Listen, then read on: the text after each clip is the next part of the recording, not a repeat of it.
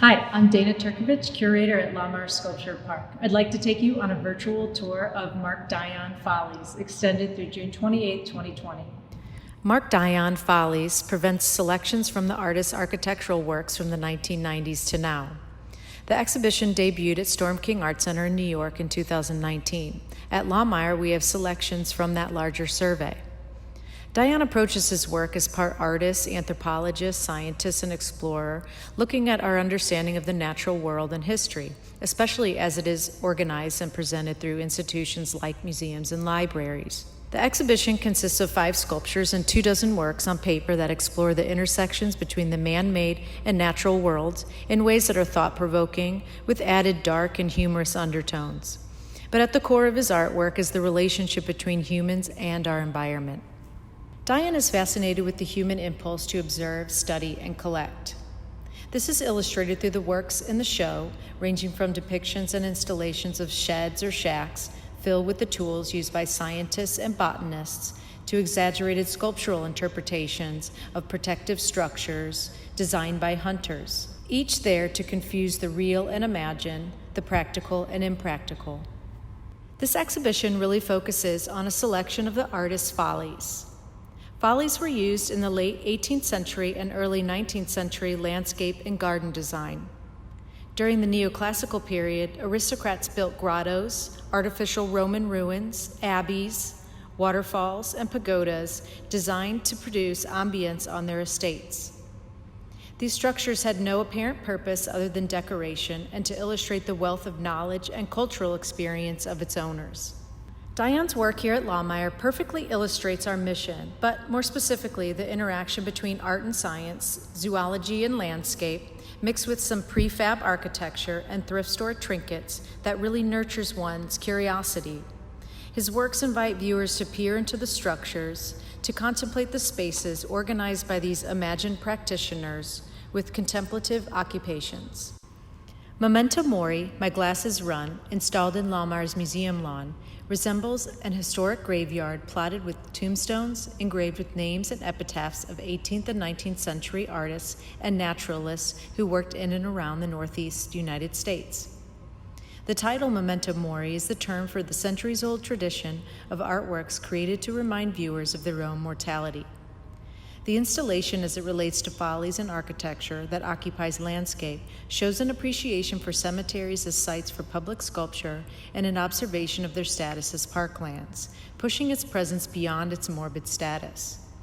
The piece also calls attention to the art form of grave carving and the application of simplified yet sophisticated symbolism.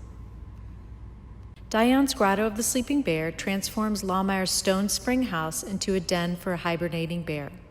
Nestled deep into the nature trail lies what appears to be a sleeping brown bear surrounded by a collection of leaves, twigs, cans, books, and farming tools. This giant stuffed bear and its human stuff is used as a way to think about our relationship to the environment. Also included in the exhibition are sketches of unrealized projects, and one of those is the Floodwater Residency Program. And again, Mark uses that pencil. You know, this is a 2-part sketch, so you're looking at the exterior, what that structure would look like, its architecture, and then again, some details of what those interior contents are. With the drawing for Memory Box, Mark is trying to sketch out the idea for the object, for the sculpture. So he's thinking about how he wants to organize the objects that occupy that space. So this piece is called Memory Box, and the work is really about how people collect objects and imbue those objects with particular memories. The piece itself was inspired by a memory game, and it really does sort of examine the curiosity that people have in terms of, you know, looking in, say, someone else's medicine cabinet, or looking in a wardrobe or the chest of drawers of your parents when they're not home.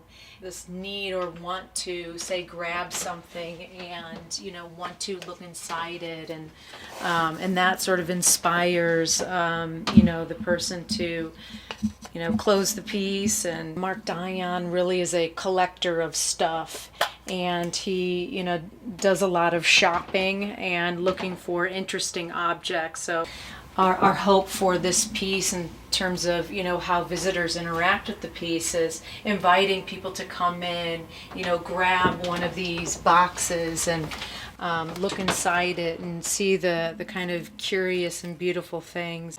This piece is Hunting Blind Dandy Rococo, and this is one of 2 hunting blinds as part of the exhibition here at Laumeier Sculpture Park. This piece, again, the hunting blinds in general, are Dion's look at the elaborate structures used by hunters in the landscape. The pampas grass clads the outside of this particular Dandy Rococo was actually cultivated from another St. Louis County park. Inside Hunting Blind, the Dandy Rococo, is an elegant sitting room fit for an aristocrat with expensive-looking, ornate decorative details, the fascia of sophisticated taste. This dandy hunter, while disguised by nature, is the hut of the upper class, someone who utilizes hunting as a class privilege. In contrast, Hunting Blind the Glutton, sitting just outside Laumeier's Aronson Fine Arts Center, is the temporary abode for an imagined hunter, deeply connected to nature. The contents of this rustic metal building combine shabby chic decoration with essential gear and lowbrow pleasures. Here sits a wildlife enthusiast and keen hunter stalking his next meal. Also included in the gallery is a glass case of Mark Dion's field guides, and these field guides are small documents and catalogs that illustrate the breadth and depth of Mark's work and his artistic practice. We hope you've enjoyed watching this brief virtual tour of Mark Dion's Follies here at Laumeier Sculpture Park. Thank you.